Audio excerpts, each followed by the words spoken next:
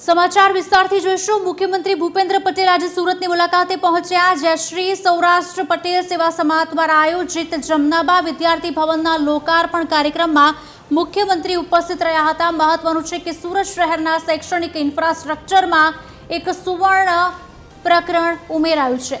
વૈશ્વિક કક્ષાની સુવિધાઓ પૂરી પાડવાના હેતુથી જમનાબા વિદ્યાર્થી ભવનનું નિર્માણ કરાયું છે, જેનું મુખ્યમંત્રી ભૂપેન્દ્ર પટેલે લોકાર્પણ કર્યું। આ ભવનમાં કુલ 1000 વિદ્યાર્થીઓની હોસ્ટેલની સુવિધા ઉપલબ્ધ છે। સાથે જ અતિથિ ભવન, ઓડિટોરિયમ અને લાઇબ્રેરી જેવી આધુનિક સુવિધાઓ પણ અહીં ઉપલબ્ધ છે, જેના કારણે હવે ગ્રામ્ય અને અન્ય વિસ્તારોમાંથી ઉચ્ચ અભ્યાસ અર્થે આવતા વિદ્યાર્થીઓને વૈશ્વિક કક્ષાની સુવિધા સાથે ઘર જેવું વાતાવરણ જોવા મળી રહેશે।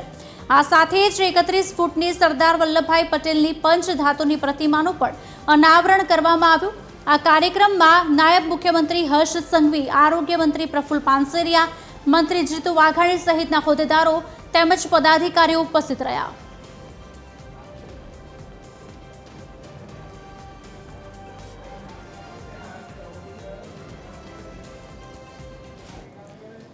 મુખ્યમંત્રી ભૂપેન્દ્ર પટેલ ઇંધણ બચાવવાના ભાગરૂપે ગાંધીનગરથી સુરત ટ્રેનમાં મુસાફરી કરી હતી। સુરતમાં જમનાબા વિદ્યાર્થી ભવનનું લોકાર્પણ કાર્યક્રમમાં હાજરી આપવા માટે મુખ્યમંત્રી હેલિકોપ્ટરના બદલે વંદે ભારત ટ્રેનના મુસાફરી કરતા જોવા મળ્યા। મુખ્યમંત્રી ભૂપેન્દ્ર પટેલની સાથે કેન્દ્રીય મંત્રી મનસુખ માંડવિયા પણ જોડાયા હતા।